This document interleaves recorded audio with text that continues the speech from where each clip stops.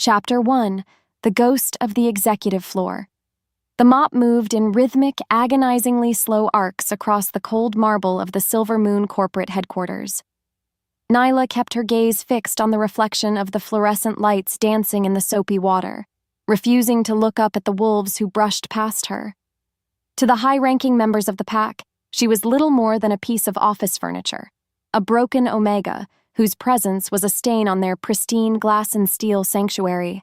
She hummed a low, vibrating melody under her breath, a habit she couldn't break because the sound felt like the only thing keeping her soul anchored to her body.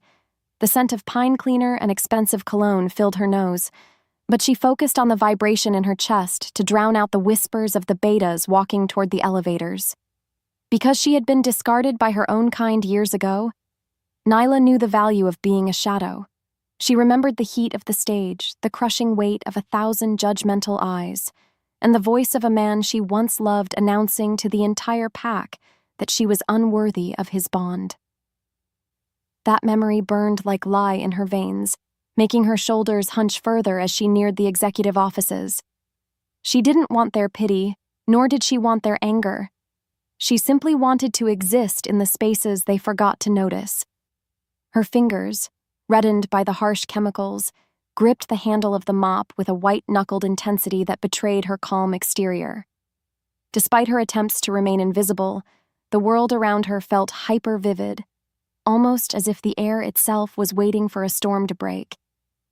She noticed the way a junior executive's pulse jumped in his neck when he checked his watch, and she heard the frantic clicking of heels 3 hallways over.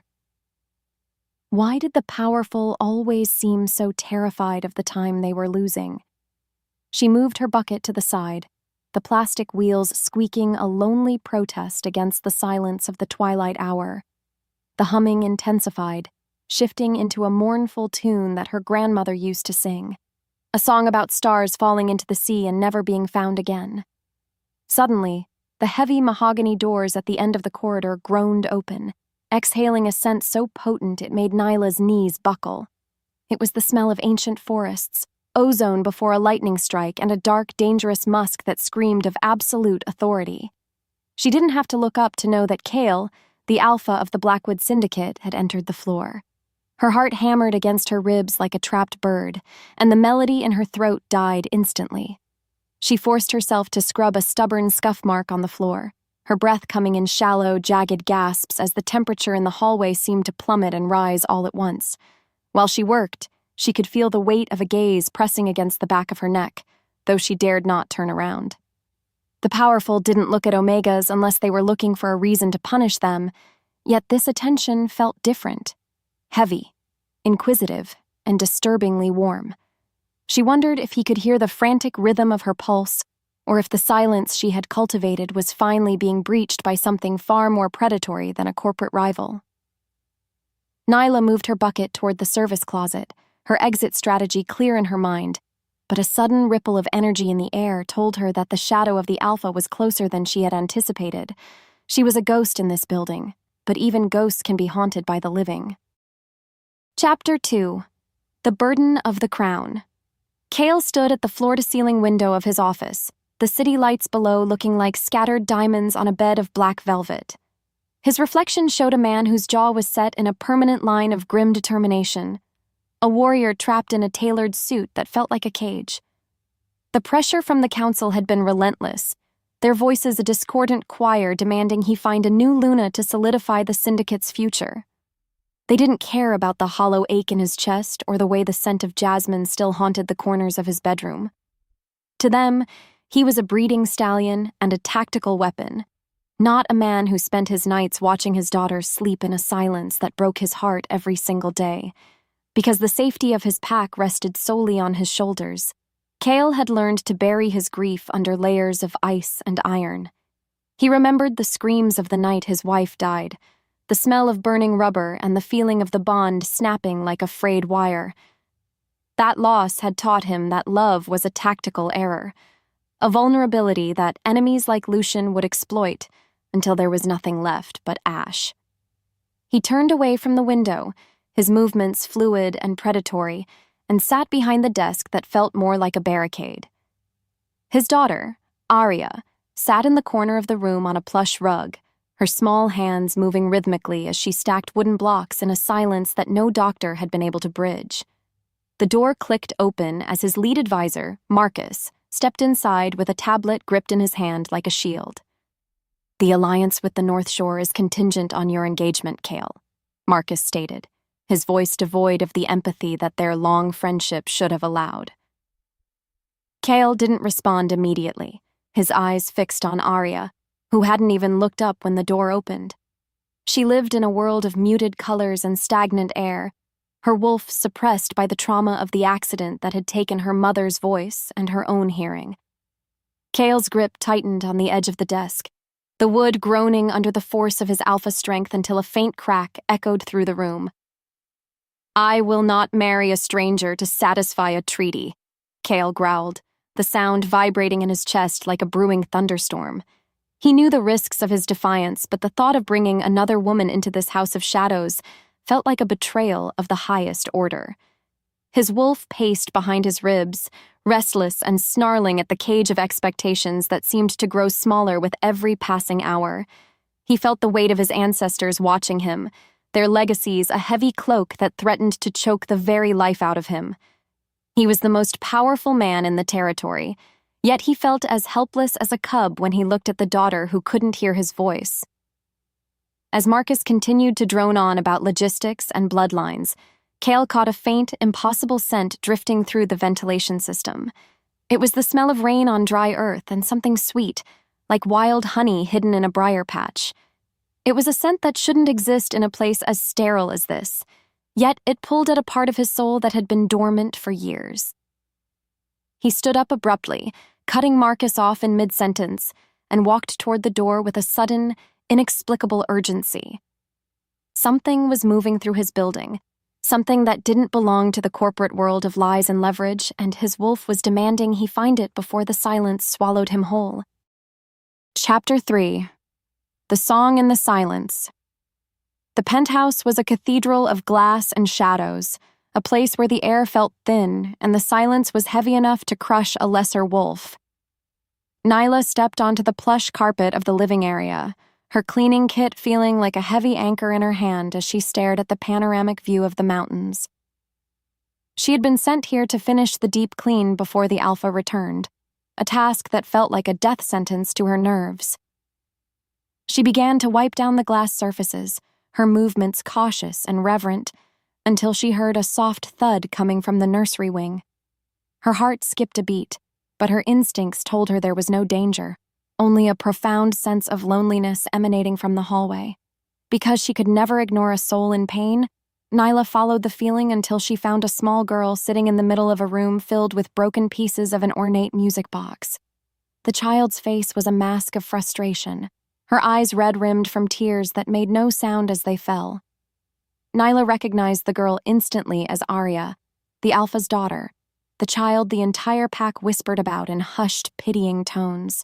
Without thinking, Nyla knelt on the floor a few feet away, her heart aching at the sight of the shattered porcelain and the tiny metal comb that would never play a note again. She didn't reach out to touch the girl, knowing how terrifying a stranger's contact could be to a sensory-deprived wolf. Instead, Nyla closed her eyes and began to hum, a low, resonant frequency that vibrated through the floorboards and into the air. It wasn't a song of words, but a song of feeling, a tapestry of warmth and safety woven from the threads of her own resilience. She felt the girl's head turn, the vibration of the sound catching her attention in a way that spoken words never could. Arya's eyes widened, her small hands going still as she leaned toward the source of the melody. Nyla kept the sound steady, her voice growing slightly louder, more confident, as she saw the tension drain from the child's small frame. The air in the room suddenly shifted, the scent of forest and ozone exploding into the space with the force of a physical blow. Nyla froze, the song dying in her throat as she sensed a massive presence looming in the doorway behind her. She didn't have to look back to know that Cale was watching her, his golden eyes likely burning holes into her spine. She felt a spark of heat ignite at the base of her neck, a searing brand that made her skin tingle and her breath hitch in her chest.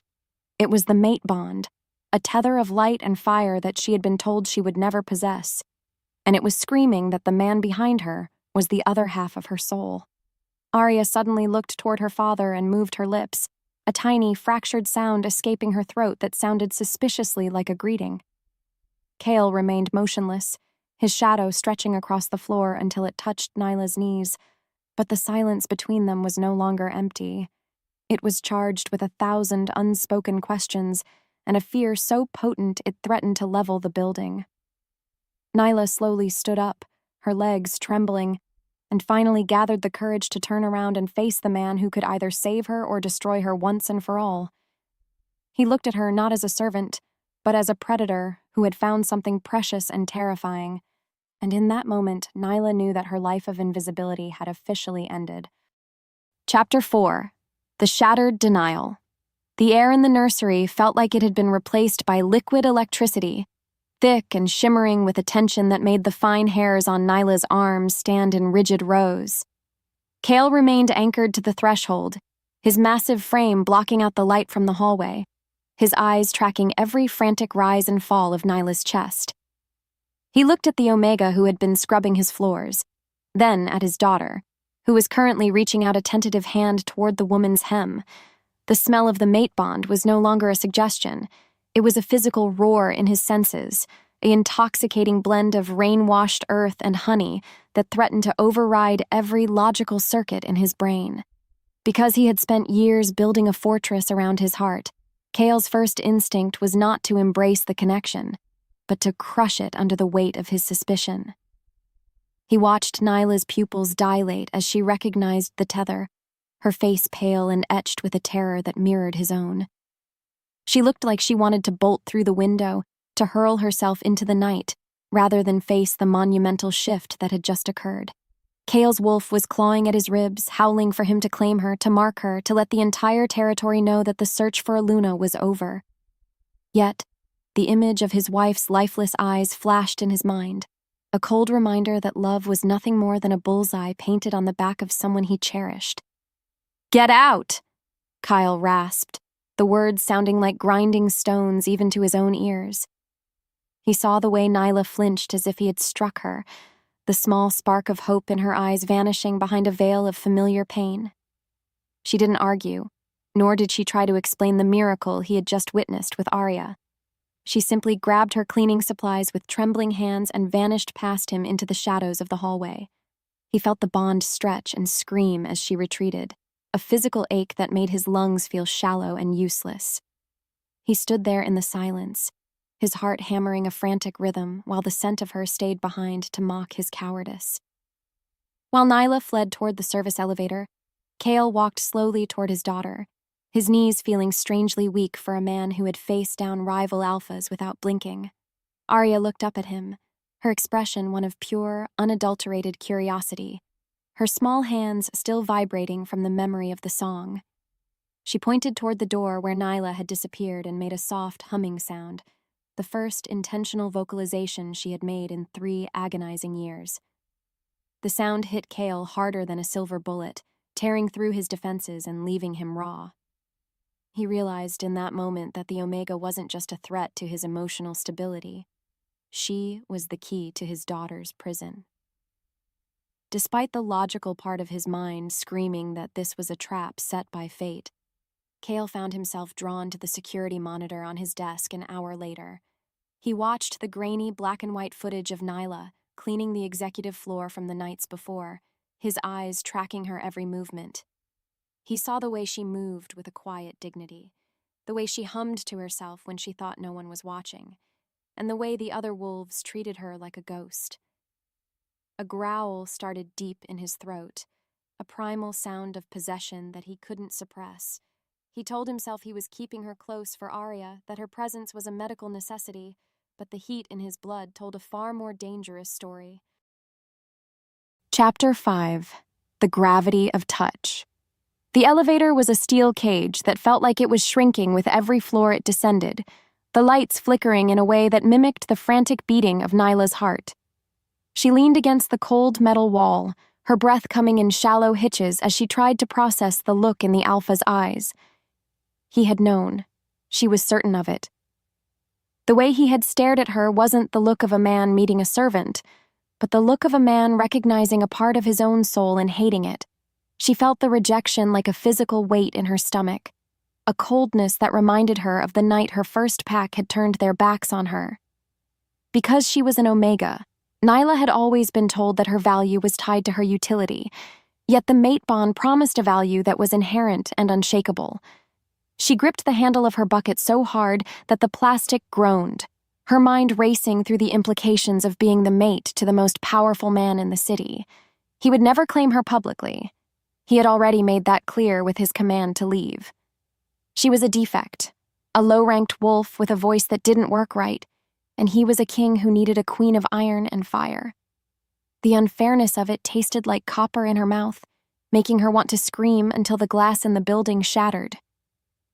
Suddenly, the elevator jolted, a violent shudder that threw Nyla to the floor as the lights died completely, plunging her into a darkness so thick it felt like velvet. The silence that followed was absolute, broken only by the sound of her own gasping breaths and the distant humming of the building's backup generators struggling to engage. She reached out in the dark, her fingers brushing against the cold steel of the doors, when the emergency hatch above her groaned open. A shadow dropped down into the small space, and the scent of ozone and forest flooded the tiny cabin, making Nyla's head spin with a sudden, localized heat.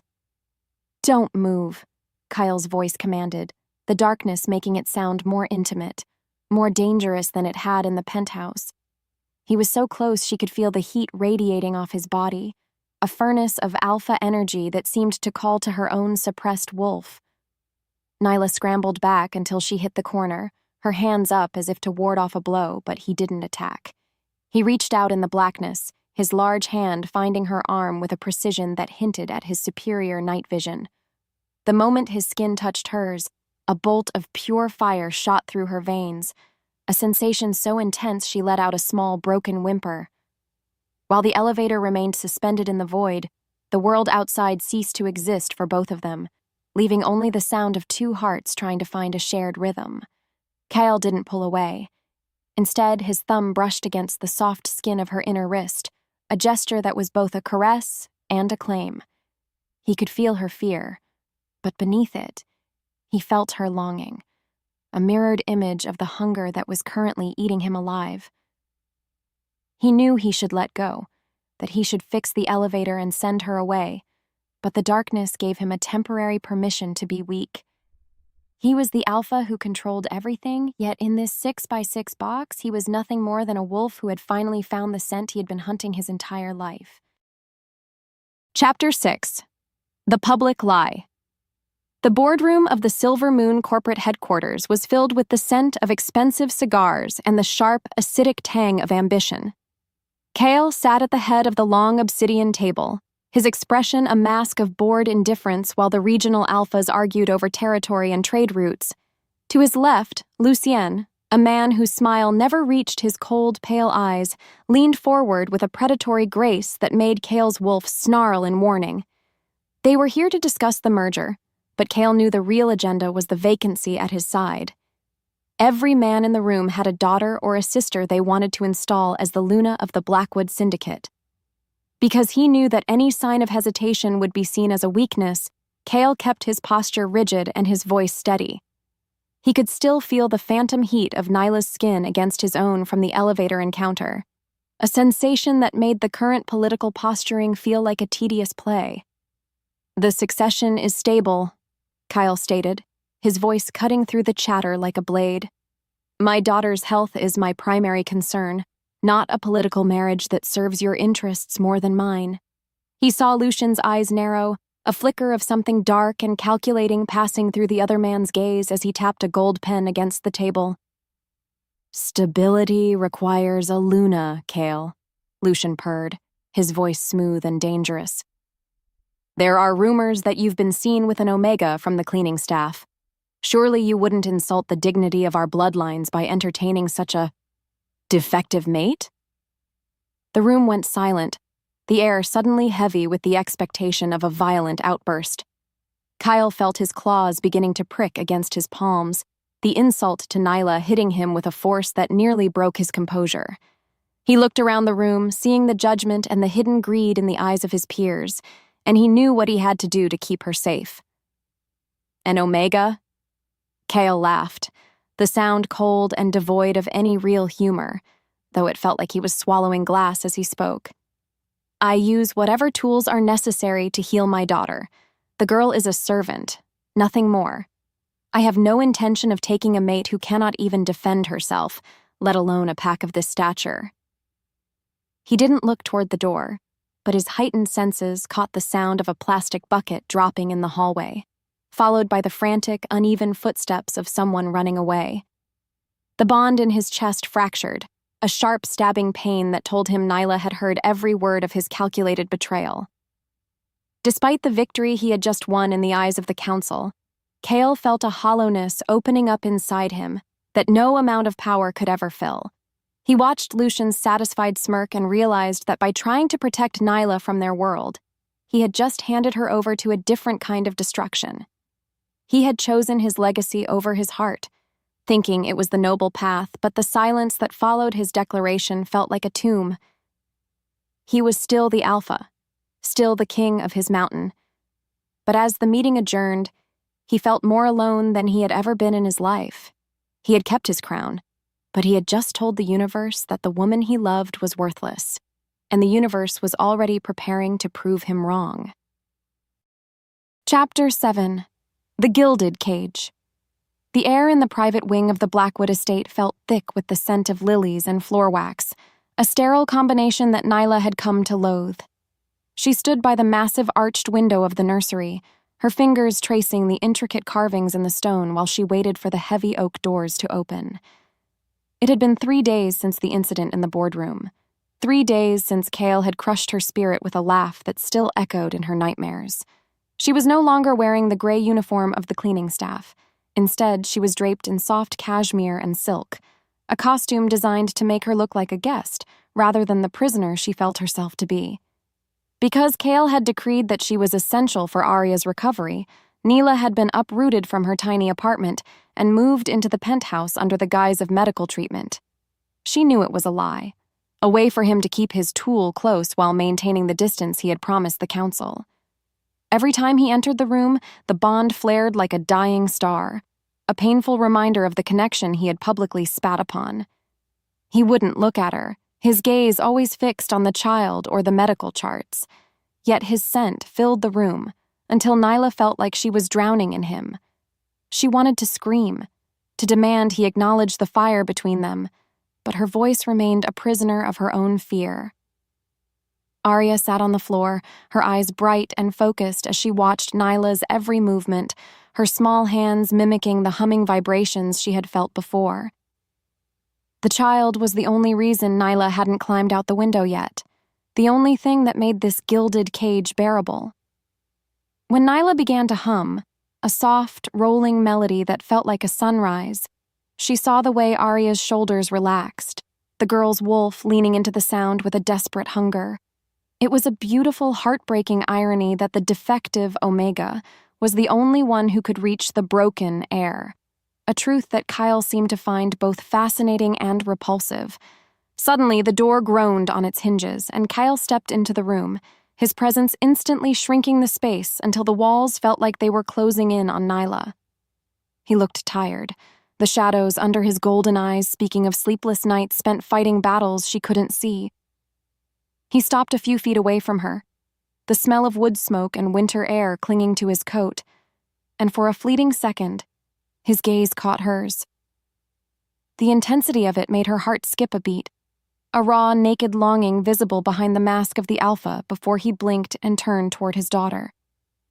While he crouched down to check on Arya, Nyla noticed the way his hands trembled slightly, a minute detail that a servant would have missed but a mate could never ignore. He was a man coming apart at the seams, a king whose crown was becoming a noose, yet he refused to reach out to the one person who could offer him peace. Nyla felt a surge of pity that warred with her anger, a confusing cocktail of emotions that made her throat ache with the songs she wasn't allowed to sing. She realized then that they were both trapped in this silence, two wolves standing in the same room but separated by 1,000 miles of pride and politics. Chapter 8. The Language of the Heart. The sun was beginning to dip below the horizon, painting the nursery in shades of bruised purple and amber as Nyla and Arya sat on the soft rug. They were surrounded by books and tactile toys, but the real progress was happening in the spaces between the objects. Nyla had discovered that if she pressed Arya's hand against her own throat while she hummed, the girl could hear the music through the vibrations of her vocal cords. It was a slow, intimate process that required a level of trust Nyla hadn't felt in years, a bridge of touch and sound that was slowly rebuilding the child's world. Because she was focused so intently on Arya, Nyla didn't hear the door open this time, nor did she notice Kale standing in the shadows of the foyer. He watched them for a long time, his breath hitching as he saw his daughter let out a genuine, bubbling laugh for the first time since the accident. The sound was small, fragile as a glass bird, but to Kale, it was louder than a pack's victory howl. He felt a sudden, sharp pang of shame for the words he had spoken in the boardroom, the lie he had told to protect a throne that now felt utterly meaningless compared to the joy on his daughter's face. "She hasn't laughed like that in 3 years," Kale said softly, his voice devoid of the alpha authority that usually defined it. Nyla jumped, her hand falling from Arya's shoulder as she looked up at him, her eyes wide with a mixture of surprise and wariness. She didn't respond. She couldn't, but her expression was an open book of the hurt he had caused. Kale walked further into the room, his movements slow and non-threatening, until he was standing just a few feet from where they sat on the floor. He looked down at Nyla, and for the first time, he didn't see a servant or a tool.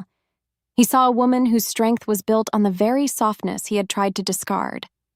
While the silence stretched between them, Kyle reached out, his fingers hovering just inches from Nyla's cheek, before he pulled back as if burned. He wanted to apologize, to tell her that his words were a shield for her safety, but the truth was more complicated and far more selfish. He was afraid that if he let himself love her, he would lose the edge that kept his enemies at bay, and that fear was a poison that was slowly killing them both. Nyla saw the conflict in his eyes, and in a moment of pure, unadulterated bravery, she took his hand and placed it against her throat, just as she had done with Arya. She began to hum, a deep, resonant tone that spoke of forgiveness and longing, the vibration of her soul passing directly into the palm of his hand. Kyle's eyes closed, a low groan escaping his chest as he felt the melody wash over him, a wave of warmth that melted the ice around his heart. For a few minutes, the boardroom, the council, and the impending war didn't exist. There was only the song and the 2 broken people trying to find a way to be whole. Love wasn't a liability in this moment. It was a tangibility, a physical force that was rearranging the very foundations of his world. Chapter 9. The Shadow of the Rival. The serenity of the penthouse was shattered the following morning by the arrival of a courier bearing a wax-sealed envelope that smelled of sulfur and expensive ink. Kyle sat at his desk, the letter in his hand feeling like a live serpent as he read the elegant mocking script of Lucienne. The rival Alpha had moved faster than Kale anticipated, his spies having already reported on the miraculous recovery of the Blackwood heir. Lucienne wasn't interested in the girl's health. He was interested in the power that had caused it, a power he intended to possess by any means necessary. Because Lucienne knew that Kale's greatest weakness was now residing within the penthouse walls, the letter was a thinly veiled threat disguised as a formal invitation. He requested a demonstration of Nyla's healing gift at the upcoming Winter Gala, a public event where Kyle would be forced to either reveal his mate or admit she was a prisoner. The stakes had just risen to a level that Kale couldn't control with corporate mergers or tactical denials. He looked at the security feed of the nursery, seeing Nyla and Arya playing peacefully, and felt a cold dread settle in his marrow. She was no longer a secret. She was a target. "He knows, Kale," Marcus said, stepping into the office with a grim expression that matched the Alpha Zone. "He's been investigating her lineage, looking for any trace of the resonance she possesses.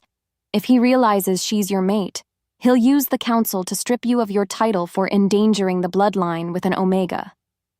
Cale didn't answer, his hand tightening on the letter until the paper began to smoke under the heat of his anger.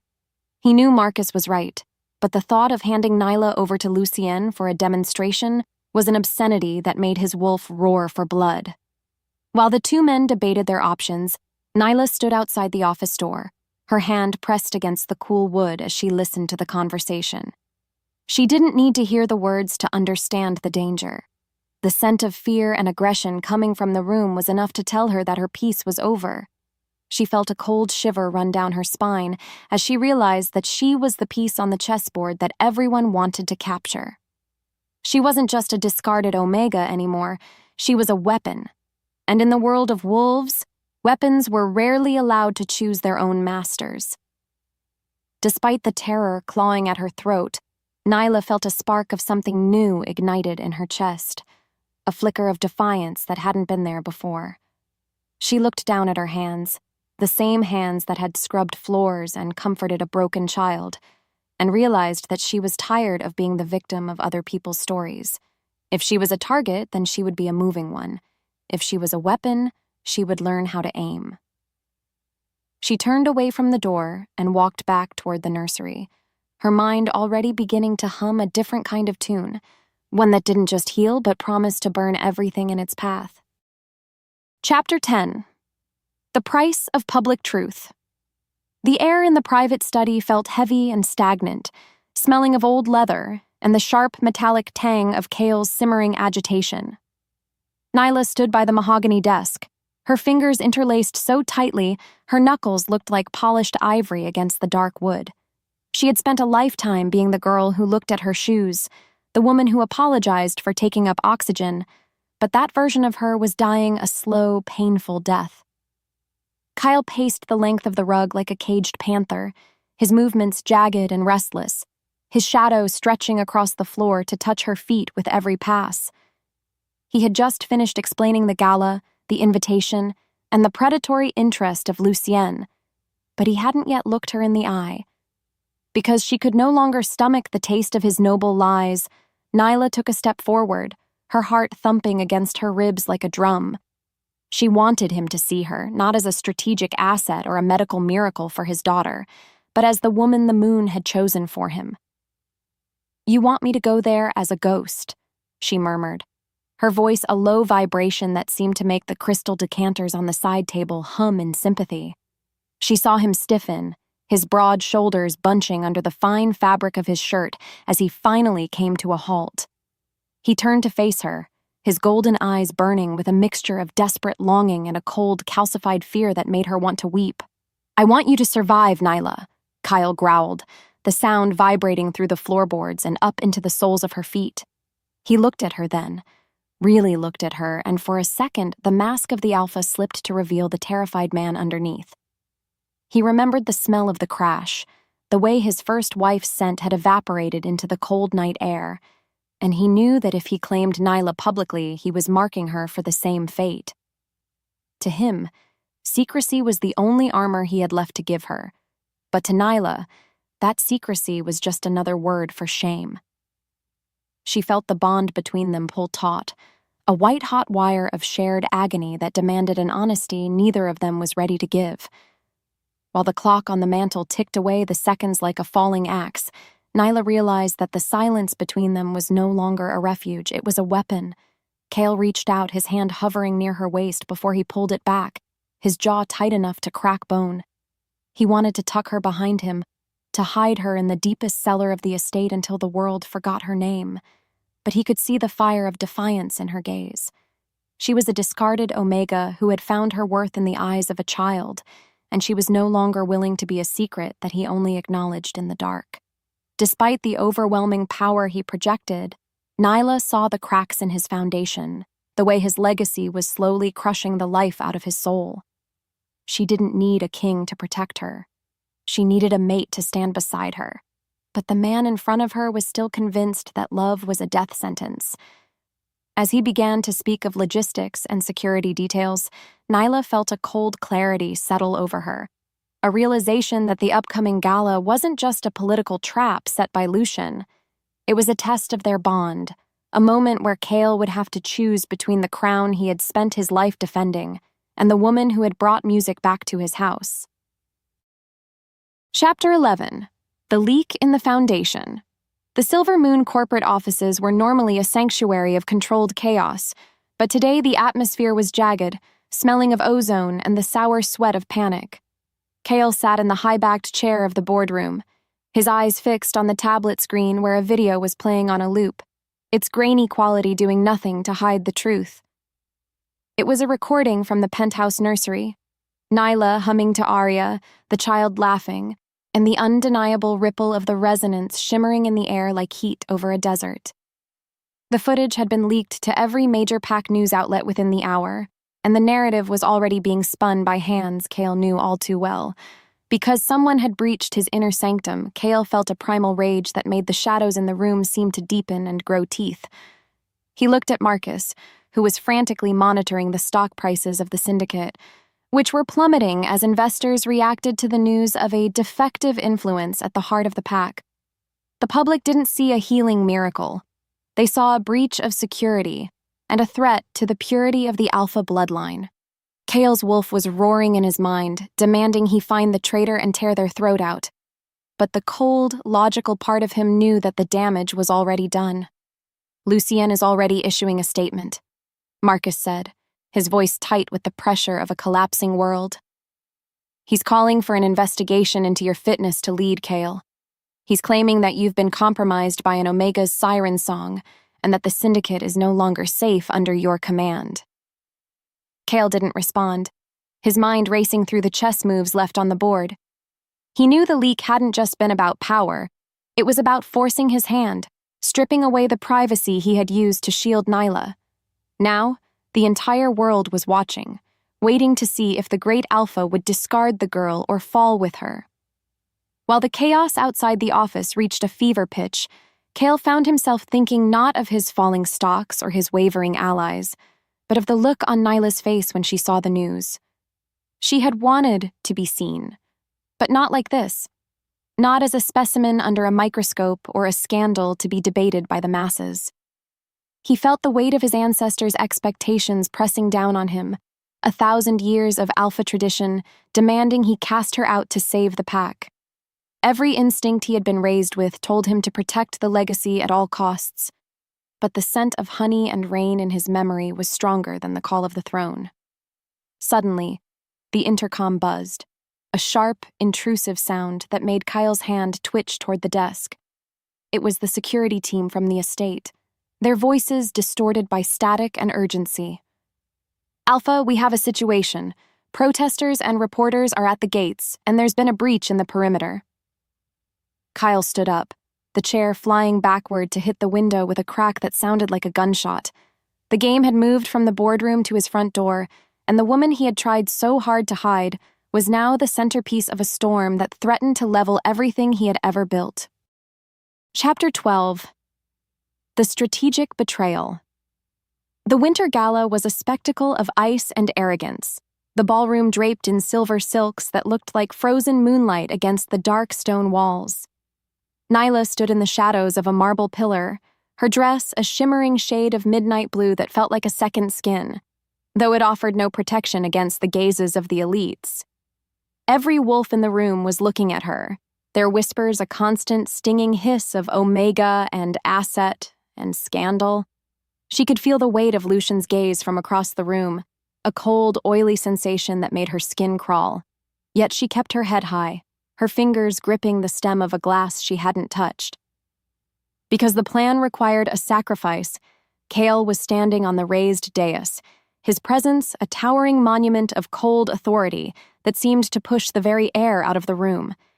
He was surrounded by the council, their faces grim and unyielding as they waited for him to address the footage that had rocked the territory. Nyla watched him from her lonely corner, her heart aching with a premonition of the blow that was about to fall. She saw him scan the crowd, his eyes lingering on her for a fraction of a second before they turned to Flint. He looked like a man about to commit a murder, but she realized with a sickening jolt that the victim was going to be the bond they shared. The footage you saw was an experiment, Cale's voice boomed, vibrating through the ballroom and silencing the orchestra with its sheer command. He didn't look at Nyla as he spoke, his profile as sharp and unyielding as a mountain ridge. The Syndicate does not rely on miracles or the whims of Omegas.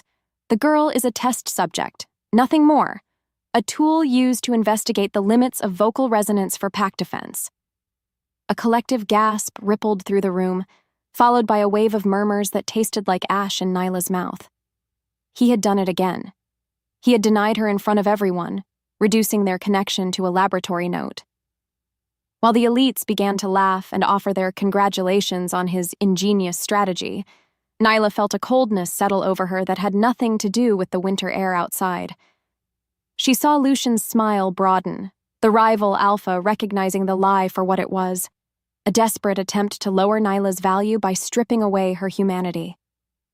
Cale had tried to save her by making her a thing, but in doing so, he had severed the final thread of trust she had held onto. She looked at him one last time, seeing the way his hands were clenched at his sides, but she didn't stay to see if he would look back. Despite the guards at the door and the cameras flashing in the hallway, Nyla moved through the crowd with the grace of a shadow, her mind a blank slate of frozen grief. She had wanted love, and he had given her a strategic denial. She had wanted to be seen, and he had made her a tool. As she reached the heavy oak doors of the ballroom, she heard Lucian's voice rise above the din, announcing his intention to bid for the research assets of the Blackwood Syndicate. The trap had closed, but as Nyla stepped into the biting cold of the night, she realized that Cale's silence hadn't just protected her, it had finally, irrevocably, set her adrift. Chapter 13. The Weight of the Resignation. The penthouse felt like a hollow tomb, the air stripped of the warmth that had briefly flickered between the cold glass walls. Nyla stood in the center of the bedroom, her midnight blue gala dress discarded on the floor like a shed skin, replaced by the simple, worn clothes she had arrived in. She didn't pack much, because she had never truly owned anything in this place. Her memories were the only baggage that felt heavy enough to break her.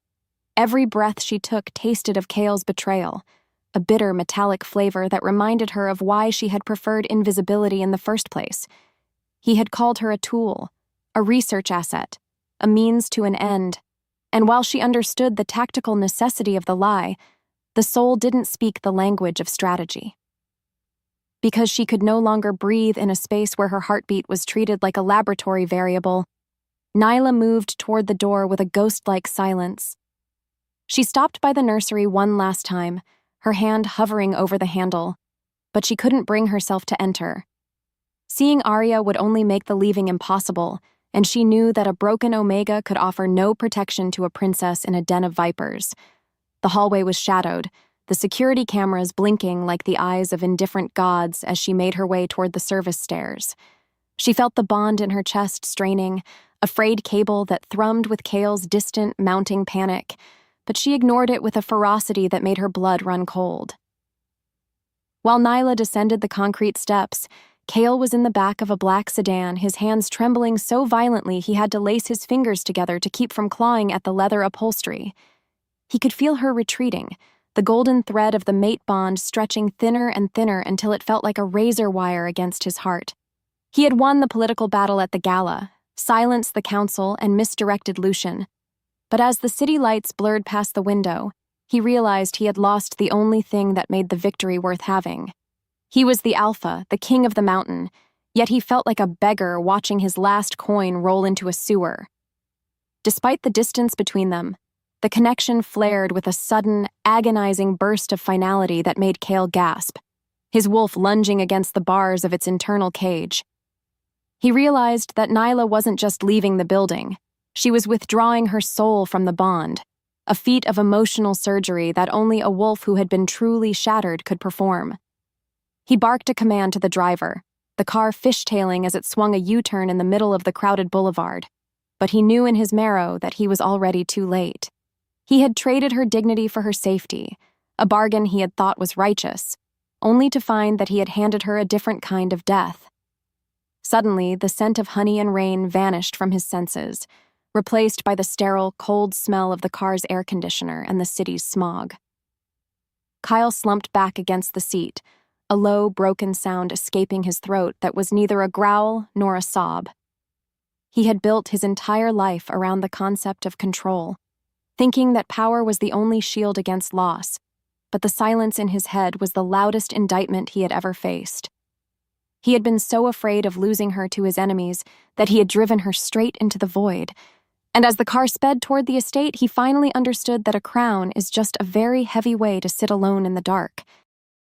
Chapter 14. The Fox in the Garden. The outskirts of the city were a labyrinth of industrial parks and abandoned warehouses, places where the scent of the pack was diluted by the smell of rust and stagnant water. Nyla walked through the shadows of a flickering street lamp, her hood pulled low, her movements cautious as she felt the eyes of the city's underbelly tracking her. She had nowhere to go, no pack to claim her, and no voice to ask for help. But the cold air felt cleaner than the filtered oxygen of the penthouse. She was a defect again, a nameless wolf in a world that chewed up the weak. Yet for the first time in years, she felt like she was the one holding the leash of her own destiny.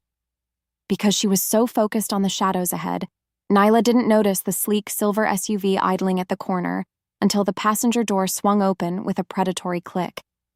The scent of sulfur and expensive ink flooded the air, a familiar oily aroma that made her wolf snarl in a panic she hadn't felt since the gala.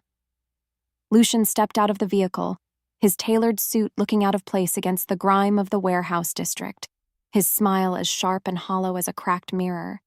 He didn't approach her with violence. He moved with the confidence of a man who had already won the game before the opponent knew they were playing. A long walk for such a precious asset, Lucien purred, his voice smooth and cold as a serpent's belly. He blocked her path, his presence a dark blot against the gray concrete, his eyes scanning her with a clinical interest that made Nyla's skin crawl. Cale was quite convincing at the gala, wasn't he? A research subject. A tool. It's a shame he doesn't realize that tools are only useful if they stay in the box. Nyla tried to push past him, but he caught her arm in a grip of iron, his alpha strength making her bones groan under the pressure. The bond with Cale screamed in the back of her mind, a distant alarm that felt miles away, unable to reach her in time. While Nyla struggled against his hold, Lucian leaned in close, his breath smelling of peppermint and rot, his voice dropping to a conspiratorial whisper. He gave you up to save his throne, little bird. He chose the stone walls and the gold title over the sound of your voice, but I appreciate the rarity of a resonance like yours. I don't want a tool. I want a masterpiece. He signaled to the shadows behind him, and two large betas stepped forward, their faces masked, their scents suppressed by chemical blockers. Nyla opened her mouth to scream, to use the frequency she had used to soothe Arya as a weapon, but the terror had clamped her throat shut, leaving her as silent as the grave. Despite her frantic attempts to claw at his face, the betas moved with a practiced, lethal efficiency, pinning her arms and forcing a cloth soaked in a sweet, sickly sedative over her nose. Nyla felt the world begin to tilt, the flickering street lamp turning into a spinning wheel of white fire as the strength left her legs. She looked at Lucian, seeing the triumph in his eyes, and realized that Cale's silence had provided the perfect cover for her abduction. No one would look for a discarded tool, and as the darkness swallowed her whole, her last thought was a bitter, silent prayer that the Alpha would find nothing but ash where his heart used to be. Chapter 15. The choice of the fallen Cale stood in the center of the empty penthouse, his chest heaving, his eyes fixed on the discarded blue dress that lay on the floor like a corpse. He had torn the building apart, interrogated the security teams, and searched every inch of the grounds. But Nyla was gone, vanished into the night as if she had never existed. The silence in the room was a physical weight, a suffocating blanket that made his wolf howl with a grief so profound it felt like his ribs were being crushed from the inside out. He had lived through the death of his wife, the silence of his daughter, and the betrayal of his council. But this loss was different. This was a loss he had authored himself. Because the desperation was finally overriding his fear, Cale walked to the center of the room and picked up the dress, the scent of honey and rain still clinging to the fabric. He pressed it to his face, a broken sound escaping him as he realized that he would give up every acre of territory, every stock option, and every title for one more second of her humming. The realization hit him with the force of a tidal wave. He had spent his life protecting the everything of his pack, only to find that everything was a pile of cold stones without the woman he loved. He wasn't the alpha protecting his mate. He was a coward who had used a crown to hide from the sun. "Alpha, we've received a broadcast," Marcus said, his voice trembling as he entered the room, holding a tablet that was projecting a live video feed. Kyle looked up, his eyes bloodshot and predatory, and felt his heart stop as he saw Nyla. She was tied to a chair in a dimly lit room, her face pale, her eyes wide with a terror that bypassed the screen and struck him directly in the soul. Behind her stood Lucian, his hand resting on her shoulder with a possessive arrogance that made Kale's vision turn crimson. The rival alpha wasn't demanding money or territory. He was demanding a public humiliation that would end the Blackwood Syndicate forever. While the video played, Lucian laid out his terms with a chilling, calm precision that left no room for negotiation. "You told the world she was a tool, Kyle. Prove it. If she's just an asset, let me have her. If she's something more, if she's the Luna you've been hiding, then come and claim her in front of the entire pack. But know this. To claim her is to admit you lied to the council. It is to forfeit your title and your legacy." Kyle watched Nyla's eyes, seeing the way she looked at the camera as if she were already dead, and he knew what he had to do. There was no more room for strategy, no more room for silence. There was only the choice between the throne and the girl. Despite the protests of Marcus and the inevitable collapse of his corporate empire, Kale walked to the balcony and looked out over the city he had ruled with an iron fist. He reached up and slowly unpinned the silver alpha crest from his lapel, the metal cold and heavy in his hand before he let it drop into the darkness below. He didn't feel the loss of the power. He felt the sudden, terrifying lightness of freedom. He turned back to Marcus, his voice steady and filled with a lethal singular purpose. "Tell the council I am no longer their alpha. I am a man going to find his mate. And tell Lucien, I'm coming for everything he thinks he owns." Chapter 16. The Price of the Fallen.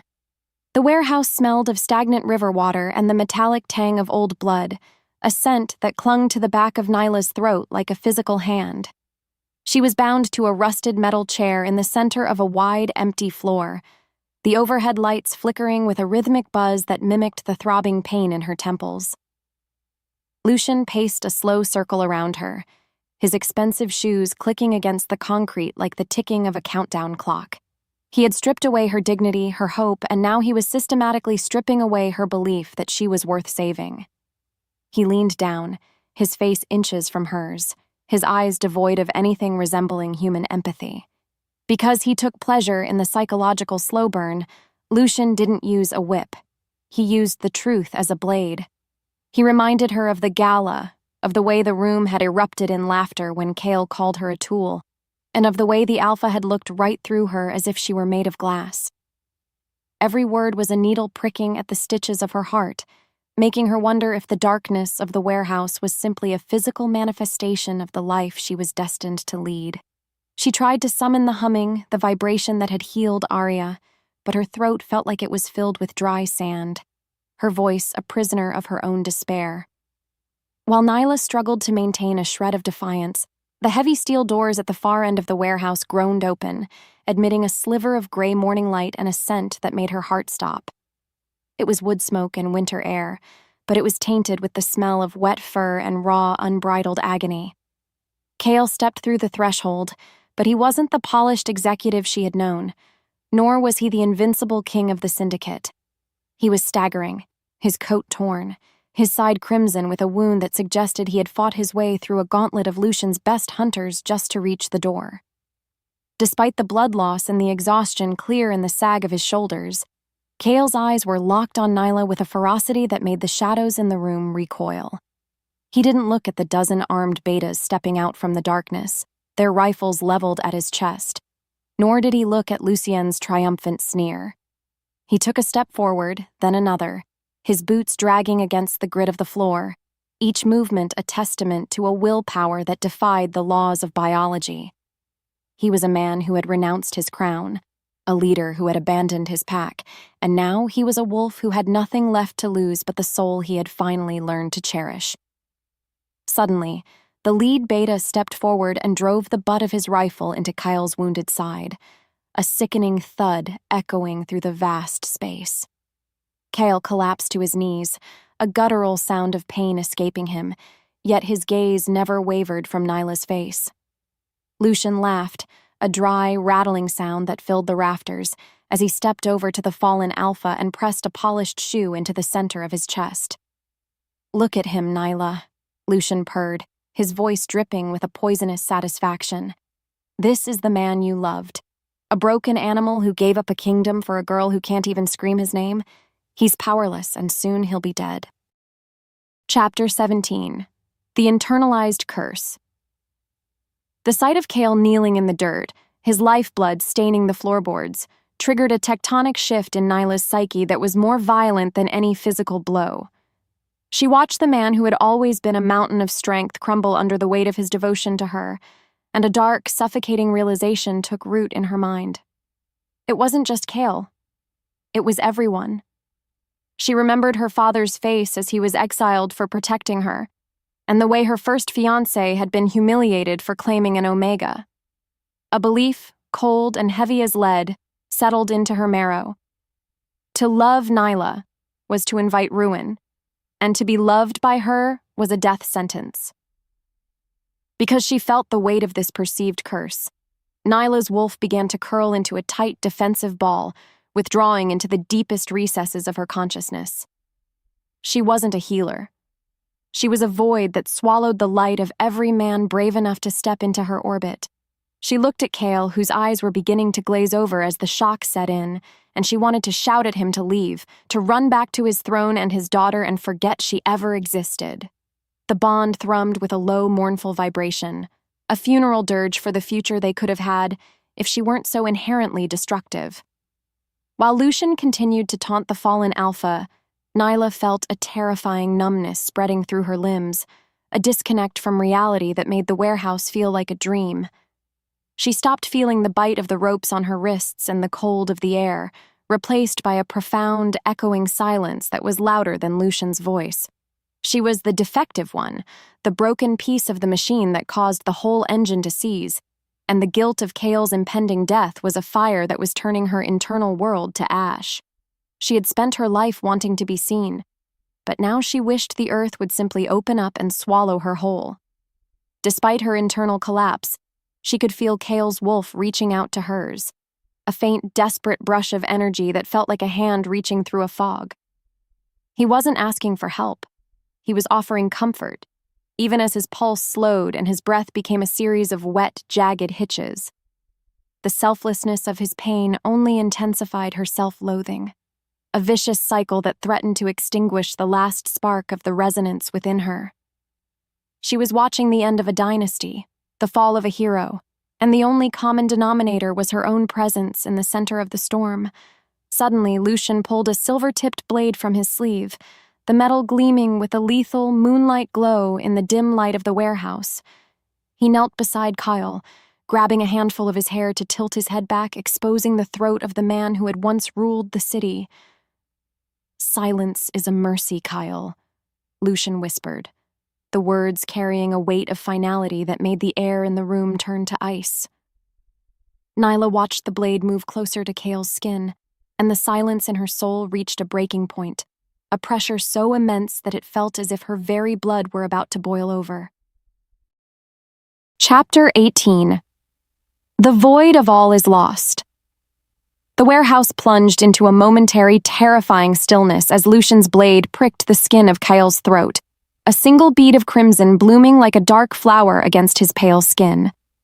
Kyle didn't flinch, his eyes remaining fixed on Nyla with a tragic, absolute love that felt like a brand on her soul. He was ready to die for a lie he had finally corrected, ready to vanish into the night so that she might have a chance to breathe. Nyla's breath hitched, her vision blurring as the world narrowed down to that sliver of silver and the man who had become her everything, just in time to lose it all. Because the trauma had finally breached her final defenses, Nyla felt the last of her hope flicker and die, replaced by a cold, hollow vacuum. She saw Cale's eyes begin to close, his body sagging against the weight of Lucien's hold, and a scream built in her chest that had no sound. It was the all is lost moment, the point where the hero is broken, the heroine is shattered, and the villain is on the verge of total victory. The air in the warehouse seemed to thicken, the smell of ozone intensifying until it was a physical pressure against her eardrums, but it wasn't coming from the storm outside. While the betas watched with a grim, practiced indifference, Nyla realized that the silence she had cultivated her entire life was not a shield. It was a grave. She had allowed the world to define her value, allowed Cale to hide her, and allowed Lucien to steal her, and the result was the man she loved dying in the dirt at her feet. The internal belief that she destroyed men was a lie she had told herself to avoid the responsibility of her own power. She wasn't the curse. She was the cure that had been too afraid to work, and the realization hit her with the force of a physical blow. Despite the ropes and the sedation and the overwhelming odds, a tiny, vibrating spark ignited in the center of Nyla's chest. Not the soft, healing hum of the nursery, but a jagged, white-hot frequency of pure, unadulterated rage. She looked at Cale's still form, at the blood on the floor, and at the arrogant smirk on Lucien's face, and the vacuum in her soul began to fill with a sound that didn't belong to the world of wolves. It was a resonance of the void, a frequency of the end, and as the blade began to sink deeper into Cale's neck, the silence of the warehouse was suddenly, violently shattered by a sound that made the glass in the high windows explode outward. Suddenly, the floorboards began to vibrate, the metal chair Nyla was tied to groaning as the frequency of her scream bypassed the air and passed directly into the stone foundation. Lucien recoiled, his hands flying to his ears as the silver blade clattered to the floor, his face contorting in a mask of sudden, agonizing confusion. The betas dropped their rifles, their bodies jerking as if they were being electrocuted by the sound waves that were now visible as ripples in the dust-filled air. Nyla didn't stop, her eyes glowing with a terrifying ethereal light. The broken Omega finally discovering that when you have lost everything, you are finally free to become the storm. Chapter 19. The Awakening of the Resonance. The vibration didn't just fill the room, it rewrote the physics of the space, turning the very oxygen into a weapon that vibrated against the skin of everyone present. Nyla felt the ropes around her wrists fray and snap, not from physical strength, but from the sheer harmonic frequency that shattered the structural integrity of the hemp fibers. She stood up slowly, her legs no longer trembling, her gaze fixed on the men who had spent their lives believing she was a footnote in their history. She realized in this moment of absolute clarity that her voice had never been broken. It had been waiting for a reason to be loud enough to shake the world. Because she had finally stopped trying to fit her power into the tiny box of a healer, the resonance flowed through her with the force of a river breaking a dam. She saw Lucien writhing on the floor, his hands clawing at his ears as the frequency bypassed his eardrums and struck the very marrow of his bones. The betas were paralyzed, their rifles useless piles of wood and steel as the sound waves disrupted their equilibrium, making the floor beneath them feel like the deck of a ship in a hurricane. Nyla didn't need to touch them to hurt them. She simply had to exist in the center of her own truth, and the truth was that she was the most dangerous thing in the room. While the warehouse groaned under the pressure of the acoustic assault, Nyla looked at the space where Kyle lay, his body still and pale against the blood-stained concrete. She felt a surge of something deeper than rage, a desperate, terrifying love that acted as a focal point for the energy pouring out of her. She began to walk toward him, her footsteps silent amidst the chaos of shattering glass and groaning metal. She wasn't just humming anymore. She was chanting a low, primal rhythm that felt like the heartbeat of the earth itself, a song of life that demanded the return of the man who had given up everything to find her. Despite the agony Lucien was in, He managed to reach for the silver blade, his eyes bloodshot and filled with a frantic, animalistic hatred. He tried to lung at her, a desperate attempt to silence the source of his pain, but Nyla didn't even flinch. She turned her gaze toward him and let out a sharp, focused note, a sonic spike that hit him like a physical blow to the chest. He was thrown backward against a stack of shipping crates, the wood splintering behind him as he slumped to the floor, his power stripped away by a woman he had called a tool. Suddenly, the air around Cale began to shimmer, the dust motes dancing in a frantic, organized pattern that mirrored the rhythm of Nyla's song. She knelt beside him, her hands hovering over the wound in his neck, the frequency of her voice shifting into a soft, golden hum that felt like sunlight on a frozen lake. She wasn't just healing the flesh. She was calling to the wolf that had gone dormant in the cold, pulling him back from the edge of the void with the sheer gravity of her soul. She whispered his name, the sound carrying a weight of promise that transcended the silence of the warehouse, and for the first time in hours, she felt the faint, stuttering beat of a heart beneath her palms. Chapter 20. The Bridge of Blood and Song. The world narrowed down to the small circle of light where Nyla and Cale lay, the rest of the warehouse fading into a blurred background of groaning betas and flickering shadows. Nyla poured everything she was into the melody, her throat burning with a heat that felt like molten gold, her tears falling onto Cale's cheeks like rain on a parched field. She felt his life force flickering like a candle in a gale, but she refused to let the darkness claim him. She used the resonance to knit the torn arteries, to jumpstart the lungs that had forgotten how to breathe, and to seal the breach that the silver blade had made in his destiny. Because the bond was no longer a secret to be guarded, it acted as a conduit, a two-way bridge that allowed her to share his pain and offer him her strength. She felt the cold of his shock, the weight of his guilt, and the absolute, unwavering love that had driven him to this floor. She didn't push the feelings away, she embraced them, weaving them into the song until the warehouse was filled with the sound of 1,000 years of pack history and a single, defiant future. She was the Omega who had been discarded, and he was the Alpha who had fallen, and together, they were creating a harmony that the world had never heard before.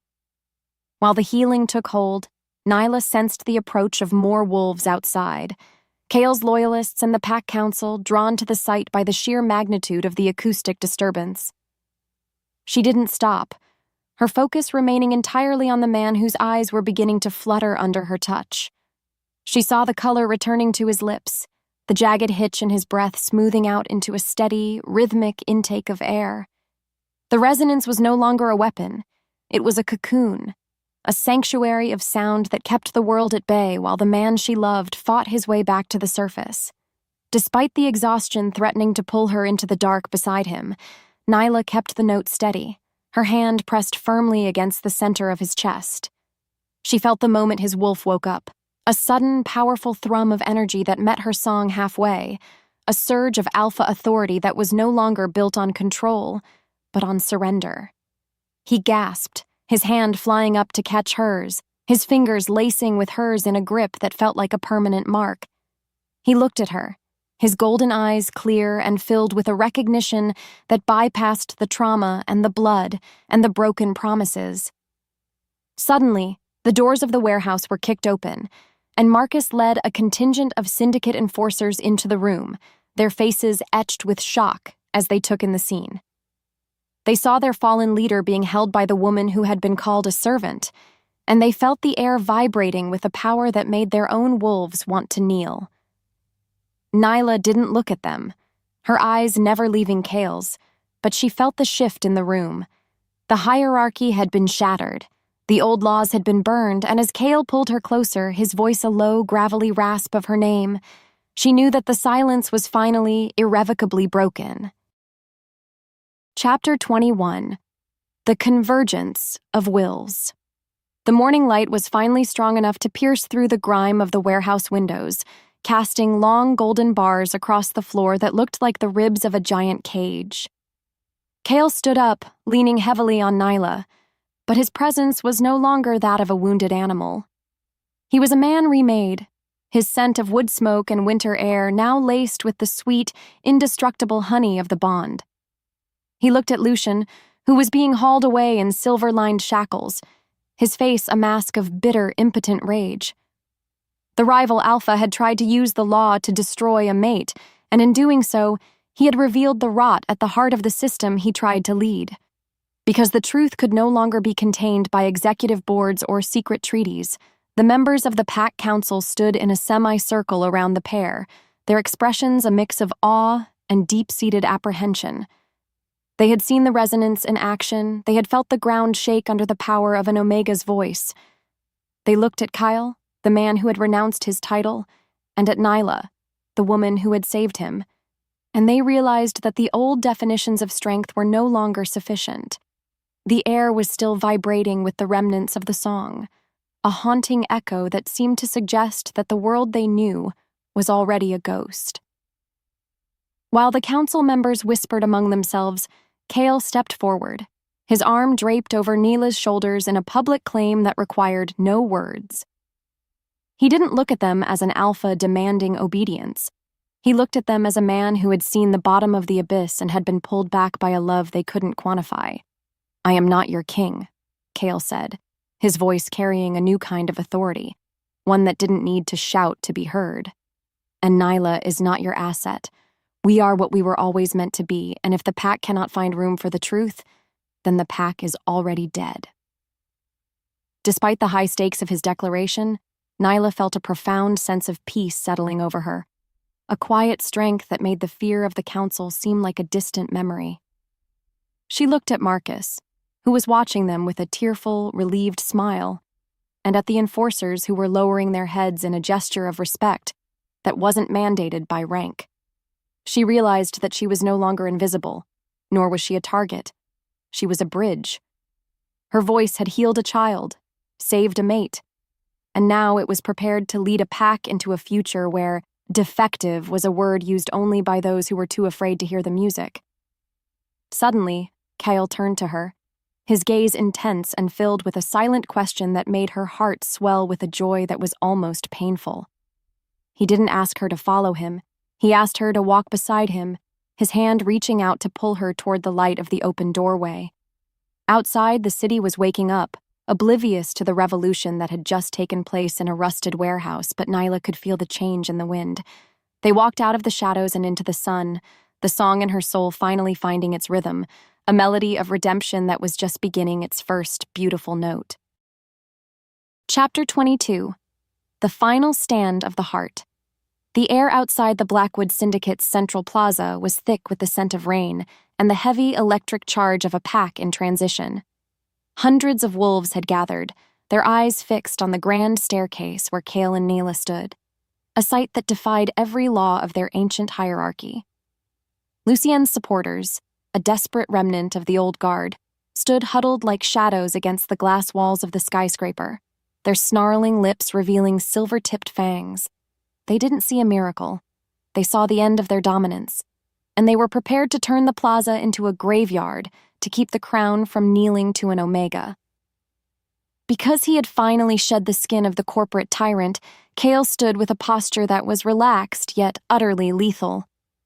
He wasn't wearing his alpha crest, and his tailored suit was still stained with the dried crimson of his sacrifice. But the authority radiating from him made the air hum. He looked at the council members who had once pressured him to discard his heart, and he saw the fear in their eyes. Fear of a world where power was no longer a weapon of control. He felt Nyla's hand in his, her palm warm and steady, her pulse a rhythmic drumbeat that gave him more strength than 1,000 years of lineage ever could. While the tension reached a breaking point, Lucian's lead enforcer, a scarred beta named Silas, stepped forward with a jagged blade held high. "He is no longer Alpha!" Silas roared, his voice cracking the fragile silence of the square. "He has abandoned the throne for a defective girl. The law demands his blood." A ripple of aggression moved through the crowd, the low growls of 100 wolves building into a cacophony of impending violence. Kyle didn't reach for a weapon, nor did he shift into the massive black wolf that lived beneath his skin. Instead, he stepped aside, clearing the path for the woman the world had tried to silence. Despite the predatory energy of the mob, Nyla took a step forward, her midnight blue dress fluttering in the wind like a battle flag. She didn't look like a victim, and she certainly didn't look like an Omega seeking protection. She looked like the eye of the storm. She closed her eyes and took a deep, grounding breath, reaching for the frequency that had shattered the warehouse and healed the dying. She didn't scream this time. She sang, a low, resonant note that bypassed the ears of the wolves and struck the very core of their primal souls. The sound was a tapestry of every rejection they had ever felt, every loss they had ever mourned, and the hope they had all forgotten how to hold. Suddenly, the aggressive snarls of the pack began to fade, replaced by a profound, heavy stillness as the resonance washed over them. Silas dropped his blade, his knees hitting the concrete as the frequency dissolved his rage, leaving him raw and exposed in the light of the morning sun. Nyla's voice rose, the melody shifting into a triumphant golden swell that seemed to make the very glass of the Syndicate building vibrate in harmony. She was showing them their own truth, that they were not a collection of ranks and titles, but a family of broken parts that only worked when they were whole. As the final note echoed through the plaza, every wolf in the square, from the highest council member to the lowest servant, bowed their head in a spontaneous, silent acknowledgement of a power that transcended the throne. Chapter 23. The Falling Action of the Soul. The aftermath of the confrontation didn't feel like a victory in a war, but rather the quiet relief of a fever finally breaking. Cale sat on the edge of the fountain in the center of the plaza, his hand wrapped around a cup of coffee that Marcus had pressed into his grip, his eyes watching Nyla. She was surrounded by the younger wolves of the pack, the defective and the weak who had spent their lives in the shadows, and she was speaking to them with a voice that was soft, steady, and clear. The council had officially dissolved the old leadership structure, replacing it with a representative body that prioritized the welfare of the pack over the bloodline of the leader. Because the weight of the crown had been lifted, Cale felt as though he could breathe for the first time since his wife had died. He looked up as the doors to the Syndicate opened and Arya stepped out, her hand tightly clutched in that of her nanny. The girl didn't hesitate. She ran toward Nyla, her feet splashing through the shallow water of the fountain, her face lit with a joy that was the only currency Cale cared about anymore. Arya reached Nyla and threw her arms around her waist, letting out a series of short, happy chirps that were the building blocks of a new language. The silence that had haunted the Blackwood estate was officially dead, replaced by the messy, beautiful noise of a family being reborn. While the pack began the slow work of rebuilding their laws, Cale walked over to Neela and pulled both her and Arya into a single protective embrace. He smelled the honey and the rain, and for the first time, the scent didn't bring a sting of grief, but a promise of a long, quiet future. He realized that choosing love hadn't destroyed his legacy. It had simply changed the definition of what a legacy was supposed to be. He wasn't the man who protected the throne. He was the man who protected the light, and as he looked at the woman who had saved him from himself, he knew he would never regret the loss of the title. Despite the peace, there was still work to be done. The sanctuary for outcasts needed to be built, and the trauma of the old regime would take years to heal. But as Nyla looked up at him, her eyes bright with a fire that would never be extinguished, Kyle felt a sense of purpose that no corporate merger could ever provide. They were the architects of a new world, a place where a hum could be a weapon, and a soft word could be a law. He pressed a kiss to her forehead, the bond between them humming with a contented, low-frequency warmth that told him the moon was finally satisfied with her work. Suddenly, the wind shifted, carrying the scent of the mountains and the distant call of a wild pack, a reminder that the world was vast and full of possibilities they hadn't yet explored. Kyle tightened his grip on Nyla's hand, his fingers lacing with hers in a way that felt like a permanent seal. They had survived the rejection, the silence, and the silver, and they had emerged not as survivors, but as a new kind of strength. The sun was high in the sky now, burning away the last of the morning mist, and as they walked back toward the building that was no longer a fortress but a home, the silence was finally perfectly filled. Chapter 24. The Resolution of the Resonance. The Blackwood estate had been transformed from a house of shadows into a sanctuary of sound and light, the heavy drapes replaced by sheer silks that allowed the sun to dance across the polished floors. Nyla stood in the center of the new garden, her feet bare against the soft grass, watching as Kyle worked with a group of young alphas on the terrace. He wasn't teaching them how to dominate. He was teaching them how to listen, his voice patient and low as he explained the importance of empathy and leadership. He looked younger, the lines of stress around his eyes having smoothed out into laughter lines that appeared every time he caught Nyla watching him. Because they had chosen to lead through surrender, the pack had flourished in ways the old council could never have imagined. The defective wolves were now the healers and the scouts, their unique gifts utilized rather than suppressed, their voices a vital part of the syndicate's harmony. Nyla had opened her sanctuary on the edge of the territory, a place where any wolf who felt discarded could find their song again. She spent her days teaching, humming, and simply existing as a living testament to the fact that softness was the ultimate power. She was no longer the ghost of the executive floor. She was the heartbeat of a reformed nation. While the afternoon faded into a warm, golden twilight, Arya came running through the flower beds, her hands full of wild clover that she proudly presented to Nyla.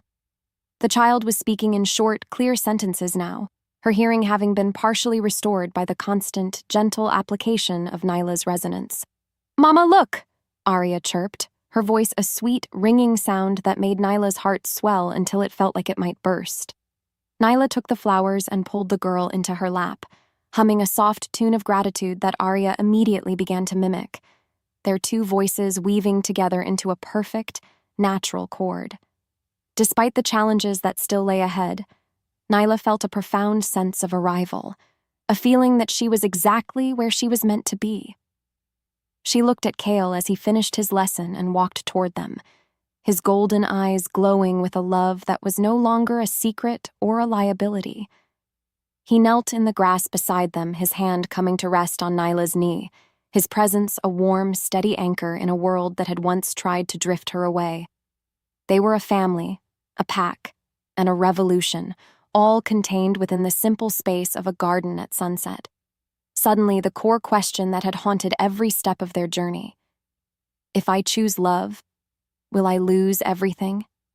Echoed in Nyla's mind for the last time. She looked at Kale, at Arya, and at the thriving pack that surrounded them, and she finally had the answer.